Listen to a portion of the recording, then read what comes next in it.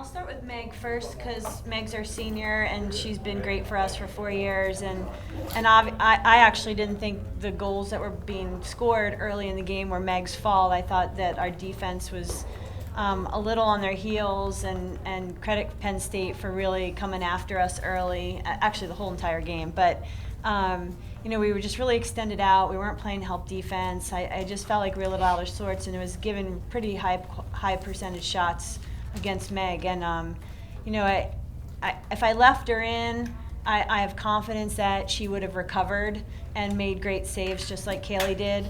But at that moment, I felt like we needed to settle down a little bit. And sometimes when you just make a shift in personnel, it gets the group's attention. So there was a timeout. We shifted with Kaylee into the cage. We said, look, they just scored 5 goals in a row.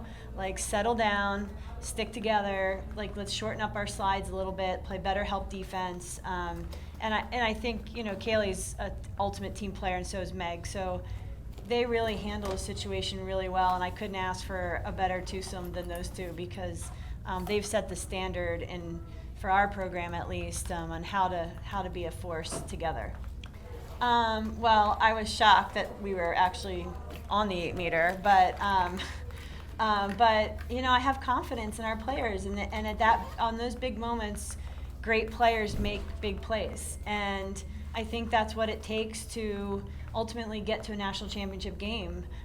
Your big players have to make plays throughout the year, and then once you come into ACC and NCAA play, you rely on those kids and you trust that those kids are battle tested and that they're going to come up with a big save. So I actually thought she was going to make the save. I thought if we could get some pressure in quick on the shooter, she had a chance to make a save. Actually, if you know our program, we really don't like to sit on the ball that long. And credit Penn State's defense, and we really wanted the shot we wanted. We didn't want to take a shot that they wanted us to take. So it didn't matter how long an offensive set was to get the shot that we wanted. And I think that was, instead of like tempo control and slowing the pace down, it was actually like work to get the shot we want. And if it takes 30 seconds, great. If it takes 3 minutes, then so be it. So obviously, we're all really excited in here that that's going to change in a year with the shot clock. So, and I'm leading the pack. So, yeah. We actually don't work on them very much.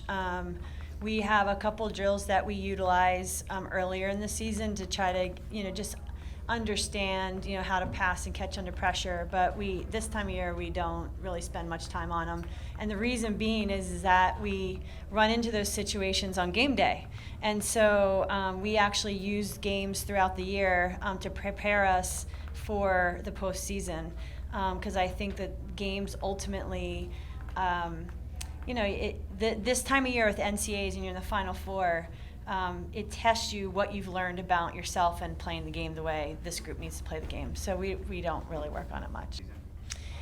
Carly, I'm so proud of Carly. She's a junior for us. She came in a highly recruited player. She actually played offense in high school and didn't play midfield.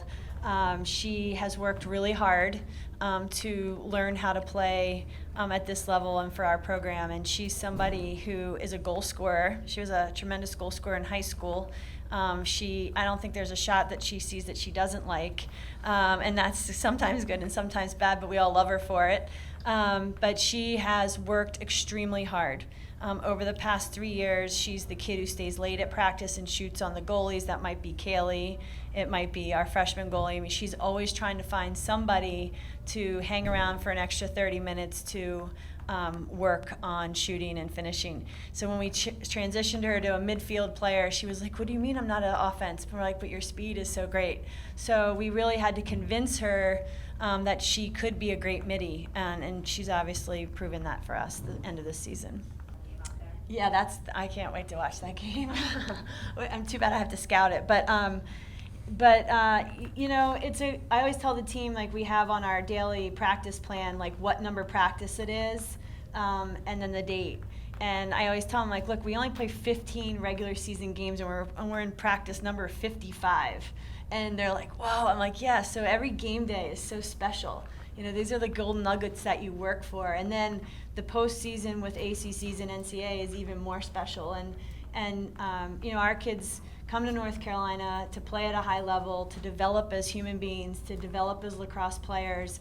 And, for them, our team GPA is above a 3.0, but at the same time, we're in the national championship game. And so, that's really, if I told my kids, hey, you could play lacrosse 24/7, they would do it in a second, because lacrosse is really their passion. And so to see them rewarded in their hard work and their focus and discipline, this is all about them. And I'm really happy for our group. I'm happy for my coaches. I have two tremendous coaches in Phil Barnes, who's been with me 11 years, and Katrina Dowd, who's been with us for 4. Both of them are offensive and defensive coordinator, and they do unbelievable things with who we have available consistently.